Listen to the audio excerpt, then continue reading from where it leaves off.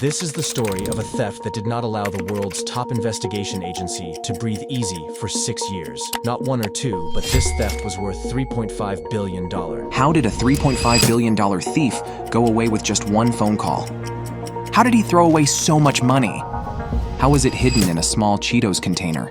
And above all, after the recovery of the money, why did the person to whom it actually belonged turn away from this money? On 13th of September 2019, a boy named Jimmy Jung called 911. This was such a phone call of his life that he was going to get into a lot of trouble. Jimmy Jung lived in a small town named Athens in the US state of Georgia.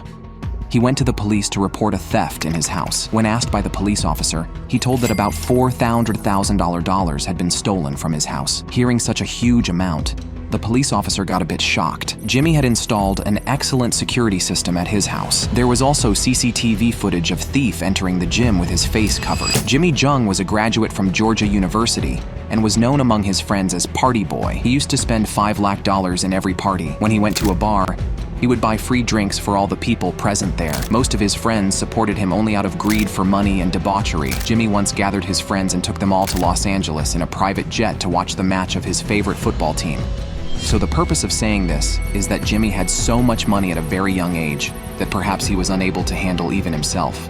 What was Jimmy's source of income behind spending so much at such a young age? Jimmy used to tell everyone that he was a Bitcoin trader and crypto trader. Everyone used to believe this after seeing the rising prices of Bitcoin coin in the last few years. It was not that the Athens police had first established connection with Jimmy a few years ago, and he had already been caught in the case of possessing cocaine. Since then, Jimmy had very good behavior with the police officers. Often, the Athens police used the CCTV cameras installed at his house to investigate any other case. But this time, due to the call made to 911, Jimmy had become very highlighted in the eyes of the police. Meanwhile, the regional cybercrime unit also came to know that about $4,000 had been stolen from Jimmy Jung's house, and he calls himself a Bitcoin trader.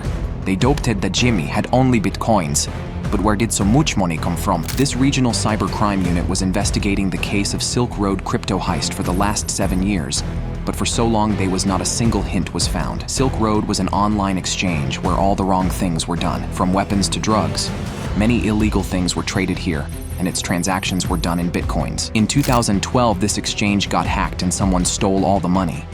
A total of 51,080 Bitcoins were stolen from traders, but because it was an illegal dark website, no one reported this theft. The very next year, the owner of Silk Road was caught, and the FBI closed the website and took all the Bitcoins in their possession. 170,000 Bitcoins were recovered from the owner of Silk Road, but 5,680 Bitcoins were still missing, which had actually already been stolen by a hacker. The FBI was feeling that maybe the owner of Silk Road had transferred it to some other account, and now he is lying to us. The transactions of different accounts of Bitcoin are completely transparent. Anyone can see them, but only through the account, but real owner is not known. The regional cybercrime unit suspected whether Jimmy Jung had any connection with the Bitcoin stolen from the Silk Road account. For this, it was necessary to first find out what was Jimmy's Bitcoin address. Athens police and regional cybercrime joined. The unit together made a plan to meet Jimmy because the police were already investigating his $4,000 case. So this meeting was completely normal for Jimmy. 3 plainclothes officers entered Jimmy's house with body cam, made him believe that they are not here for something else, but in connection with the investigation of those $400,000. During the conversation, he tried to ask Jimmy what was his source of income.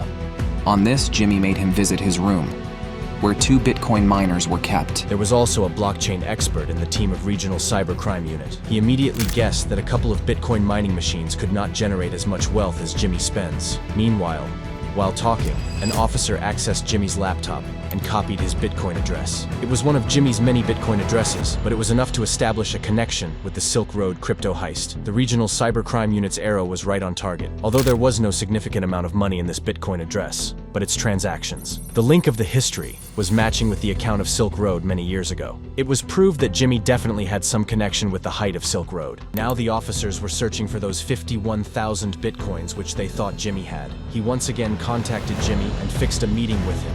But this time he had taken a search warrant against him. When Jimmy came to know about it, his face paled. The officers started searching his house, played a tile to check if Jimmy had made a secret storage box. Finally, they saw a container of Cheetos, inside which was a small towel.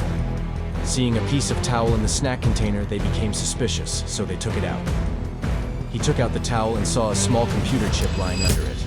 It was a hard wallet of Bitcoin, in which 51,000 Bitcoins were still present, and their value in 2021 was $3.5 billion. Jimmy told the officers that to fulfill his drug habit, he used to go to the Silk Road Exchange and buy drugs from there. One day, in 2012, when he was withdrawing his Bitcoins from there, he noticed a loophole in the website. Jimmy had good knowledge of blockchain, so using that loophole, he started withdrawing the Bitcoins of the users of other websites as well. When he withdrew 51680 Bitcoins, the owner of Silk Road came to know. The owner of Silk Road knew that he could not complain to the police. So he sent a private message to Jimmy and asked him what loophole he had found in the website. Jimmy told him the loophole of the website, in return for which he forgave the stolen Bitcoins. Athens Police, FBI, and Regional Cyber Crime Unit have solved several years-old case now. In 2023, Jimmy Jung was sentenced to 1 year and 1 day in wire fraud case. This is considered to be the biggest Bitcoin high in US history. But what happened to those Bitcoins? The FBI issued a notice in the name of the real owner of the seized 51,000 Bitcoins. Real owners should come forward and claim Bitcoins. But the surprising thing was that not a single person came forward, because coming forward means that he had a Silk Road Pay account. And a Silk Road Pay account means only that hopefully it evolved into some criminal activity.